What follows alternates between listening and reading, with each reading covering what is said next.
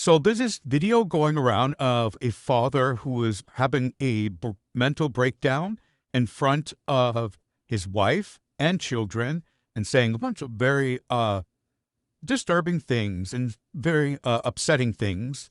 I'm going to show you right here. I like being with the kids. I hate it. It makes me want you to. I just want to preface this right now. I'm not going to justify how he behaved and act, because it's completely unacceptable to say these things, especially in predator children. However, the reactions of some of these women in the video is very, very telling. And personally, it's super frustrating on many levels. And I'm going to explain why. This is a video that this woman posted about her husband, basically saying that he being with his children, taking care of them, and that he's worried he's gonna. To me, this sounds like a Chris Watts situation waiting to happen. How much do you want to bet that this is the same kind of guy that would tell women they're selfish for not wanting to have children and fulfill their purpose? The selfishness of these kind of men that want to put all the labor on the women, that want no part of the work that it takes to be a father and a parent, and that will end up burdening the woman with the entirety of raising the children, keeping the household, and everything else. But I can promise you it doesn't start that way. Probably starts very wonderfully with how much they want children and how badly they want to be a father, but it always ends up there. And yes, of course, it's not all men. If this mom was my client, I would immediately recommend filing for emergency sole custody, for a protective order, and for all access to be supervised going forward. Those are drastic measures, but this is why I would recommend that. Number one, this father is saying these things in front of his children, and he's saying it in front of another adult. So if he ever had access by himself with these kids, God only knows what he would say to them about them in their presence. And these children are old enough and soon will be old enough to internalize not only his energy, but his words as well, and we don't know how that'll impact them in the long run. Two, he's bold enough to say being around the kids makes me want to hurt them. Even if he has some sort of mental health thing going on, which I'm sure he will claim, it doesn't mean that the kids are going to be safe in your care. That means that if they do things that kids are supposed to do that are age appropriate, like having a tantrum, wetting themselves, or being obstinate, you might still take it out on them physically, and that's not okay. Third, because he's perfectly curated his social media accounts to look like he's this great loving dad, I don't believe that he would be trustworthy in the sense of letting mom know, hey, I'm just not in the headspace to be around the kids, or I'm tired, can you come get them? This is a recipe for disaster. I'm glad that mom was able to record it. I don't know what state she's in. If it's something that's admissible, make sure you're in a one-party state if you're going to record somebody, but this is very, very concerning, and I have won cases with recordings like this. Well, in the video that I have included below, this man is basically being recorded telling his wife or partner that he basically hates being a father. Meanwhile, his social media is full of pictures of him holding the kids and smiling and looking like father of the year. This is one of the reasons why when people tell me, oh, my husband, he loves being a father. He wants more kids. He's such a great dad. When people post, about their husbands and all that stuff and their boyfriends playing with the kids, don't get me wrong. I hope it's true. I wish happiness for everyone. I don't want bad for anyone. But in the back of my head, I'm always like, I wonder how much truth there is to this. Because in the case of a man wanting to have more children or a child, let's take out the notes. Let's see, you're going to be the one to carry the child, right? The fact of the matter is that their immediate response is to shame and disregard the frustrations that this man is feeling towards raising and being with his kids. Completely disregarding the fact that a lot of mothers, the ones who are typically taking care of the kids, also typically have those kinds of feelings and frustrations too. Because if the roles were reversed, they would not be saying all these things that they're saying about this father, like how he's being really dangerous, or this is how he truly feels deep inside. No, if it was a mother that was saying all these things, they would disregard the mother as just saying, oh, she's just stressed, she's just tired, she's just going through postpartum depression or something, and completely forgetting the fact that fathers also go through those things. Fathers can also be stressed. Fathers can also be tired. Fathers can also experience postpartum depression symptoms. But no, these women don't even want to consider that option. They don't empathize with struggling fathers, but they expect everyone, especially the men that they talk about, to have all this empathy in the world, all the sympathy from mothers, no matter what they do, no matter what they say, no matter how they act, no matter how it impacts their children. These types of women will always try to empathize with the mother. They will rarely ever, unless in extreme circumstances, criticize the mother's behavior. When the father takes the role of taking care of the kids, which is something that's not really typical in traditional households, because the father is typically at work and the father's struggling, or if the father's going through things, they want to shame that father for going through things and basically try to discredit him for being an actual father and try to make it seem like he's never a good man. Like they wanted to criticize every single aspect of the father just for him feeling certain types of things, for being human. But if it's a mother, that she gets flack. But when the father is going out working outside the home and the mother's the one taking care of the kids and she's struggling and she's in all these things, they also want to blame the father for not being there for her when she needs her, for not being there when she's struggling, even though he's at work busting his ass off trying to provide for the family. But they don't want to recognize his contributions. They sit there, especially in the comments, saying how the father doesn't do anything for the house. Yeah, except the fact that he gives you a house, that he pays for all the utilities for the house. Without these things, you wouldn't even have a house.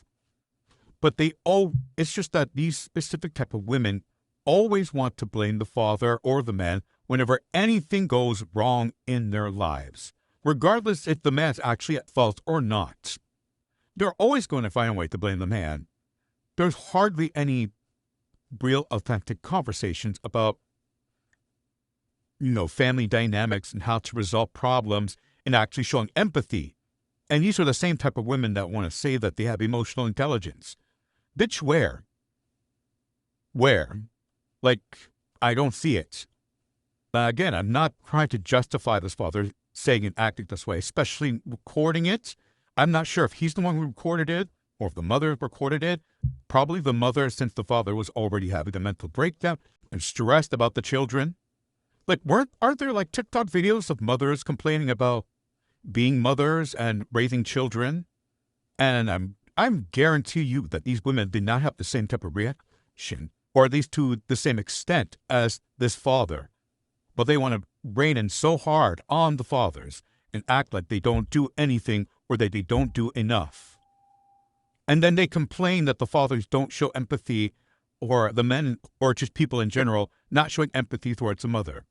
Where's your empathy? Where's your sympathy? It goes both ways. You cannot expect all the empathy and sympathy in the world, but not give any in return.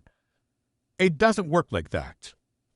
I saw a comment that said something about like good mothers are expected and good fathers are applauded, even though in this context, it's typically fathers are never applauded. Like, the only time that they are applauded is when they are actually physically seen doing something that makes them look like a good father, or something that they isn't really typical, like spending a lot of time with the children outside, or going outside and doing things with the children, like completely forgetting the fact that the majority of fathers are typically at work trying to provide.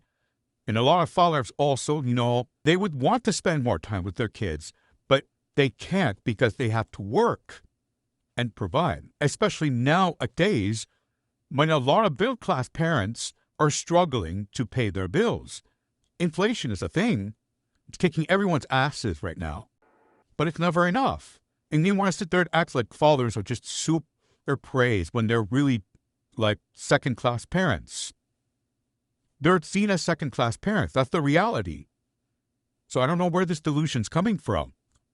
Oh, wait, I know. It's never enough for them. They just want to blame men for everything. And this is why I cannot take these type of women seriously or view them as mature adults.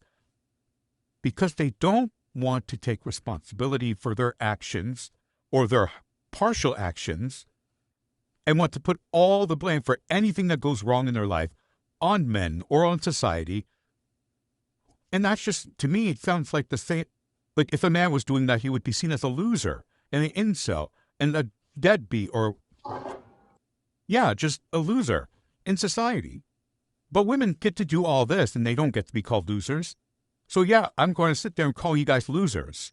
And if a father was saying stuff like, I would be afraid to hurt my children, I would be a lot less concerned with that, because the fathers are typically not the ones doing harm to their children. It's typically the mothers, or mostly the mothers, especially if it's a mother and a non-parent.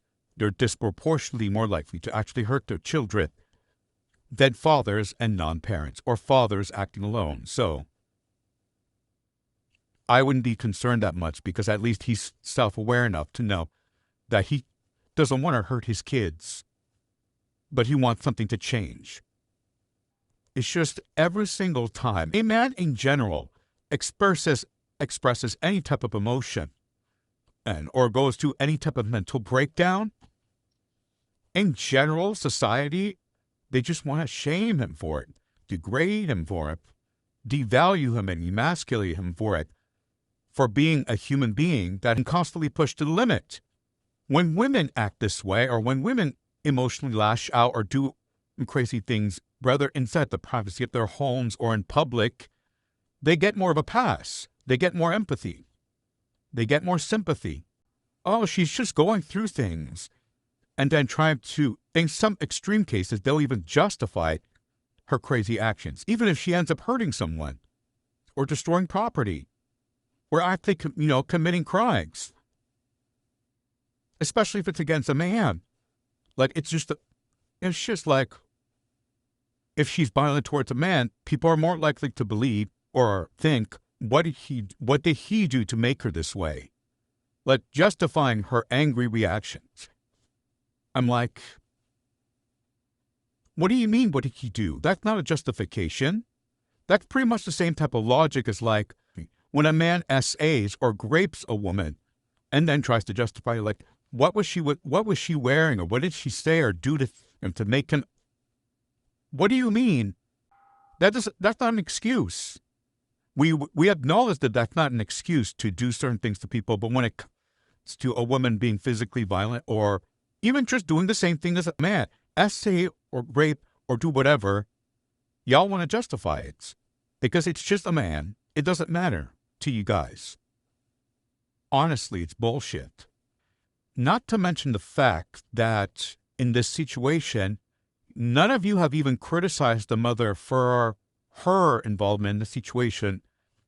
Like, if the father was the one recording the mother having a mental breakdown, you would criticize the father hands down for choosing to record the situation instead of trying to resolve it. But when the mother is doing it, you're not criticizing the mother for recording instead of trying to resolve the situation or make the situation better. Obviously, because you don't believe the mother has to do anything, you take her side automatically. The continued disrespect, lack of regard of any contributions for the father in the household, and while simultaneously complaining about the mother's contributions not being recognized, it's just astounding. Like the double standard, like the willful double standard here. If you continue to act like this, then your own situation is never going to improve. You cannot sit there and expect all empathy, understanding, and, support without offering those things yourself. Like, you're not above all of that. Like, you want people to put you on a pedestal so badly.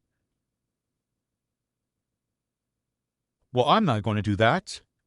If you're not going to acknowledge the contributions of your partner in a relationship or marriage, if you're not going to sympathize or empathize with anything that they're going through, if you're not going to offer support or try, help them get on their feet, similarly to how they do it for you, especially if they're doing it for you, but you're not doing it for them, and you expect all of that from them without any contributions in return, then you don't deserve any of that yourself. It's that simple. If your partner actually isn't upholding their end of the bargain, then you would have a point. And that I do acknowledge that does happen, but that also happens for both sides. Husbands that don't put their part in the relationship, and wives who also do not uphold their hand in the relationship or marriage, or you know what I mean. But you don't want to acknowledge that on the wife's side. You automatically assume that the wife is just doing everything. Your mere thinking contradicts your entire point about wives being underappreciated. Wives are automatically seen as the most important, most involved, most present parent by society, like in all aspects. The justice system, the legal courts, like that institution, for example, unmarried mothers automatically have full custody. Why do you think that is? Because if it really is true that the mothers are seen as second-class citizens, as you try to depict, why do unmarried mothers have full custody? Why do, in majority of divorce cases, wives get automatic custody of the children, or the majority custody of the children, primary custody?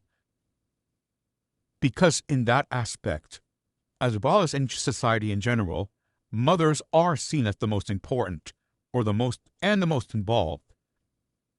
So I don't know where you're getting this delusional sense that the mother is just not important or not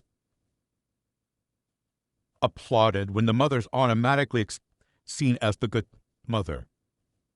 They're automatically seen that way by society. Even just because they're not outright telling you you're a good mother all the time doesn't mean that they don't see you that way. The only acknowledgement that a father gets is when he's seen as directly involved with the children, because they're not expected to.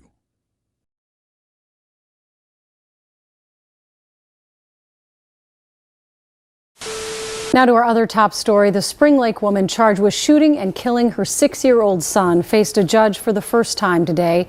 And there were lots of questions regarding how a mother with a court file full of red flags could be granted custody less than 2 weeks before she allegedly murdered her son. Julissa Thaler is accused of shooting young Eli multiple times Friday, putting his body in the trunk of a car. Lou Raguse poured through hundreds of documents today. He joins us now with what he's learned. Lou? Well, Randy and Julie, court records reveal the great lengths Julissa Thaler went to keep Eli from his father, who social workers noted was a positive influence on the boy. Yet, Thaler received custody. Everybody failed him. Just about anyone who's heard of the tragic case, the shooting death of 6-year-old Eli Hart, allegedly at the hands of his mother, has the same question.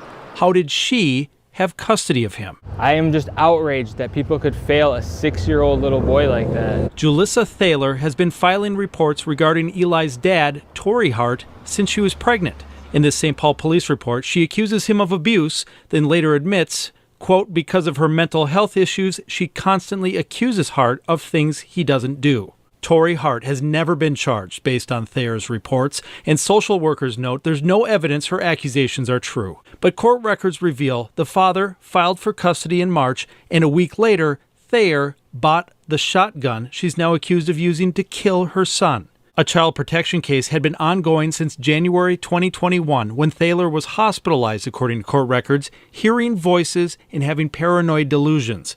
As late as 2 weeks ago, officials overseeing the case told the judge they still had a number of concerns, including Thayer's mental health and her repeated attempts to keep Eli from seeing his father. But they still recommended the court give Thayer custody and close the protection case, in part to clear the way for Eli's father to fight for custody in family court. A judge agreed on May 10th, and Eli returned to Thayer's home full-time. 10 days later, the child was dead, his mom in jail charged with killing him, and everyone else wondering why all those red flags weren't enough. The system didn't do enough to protect him. Now, an expert in child protective services explained to KARE 11 that in Minnesota, an active CPS case would have to be closed, just like this one was, before a custody case could then proceed in court. Now, despite all the red flags, those overseeing this case stated in the court documents that they did not think Eli would be in, quote, physical harm when he's in his mother's care.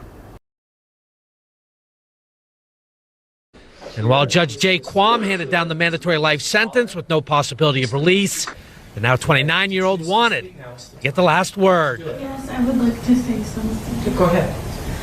I'm innocent. You all, you're garbage. That's all you're.